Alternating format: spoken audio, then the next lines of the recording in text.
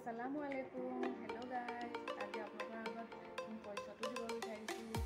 মোৰ নাম মছফিয়া বেগম। মই শিৱসাগৰ জিলা চন্দ্ৰপুৰৰ পৰা কৈ আছোঁ।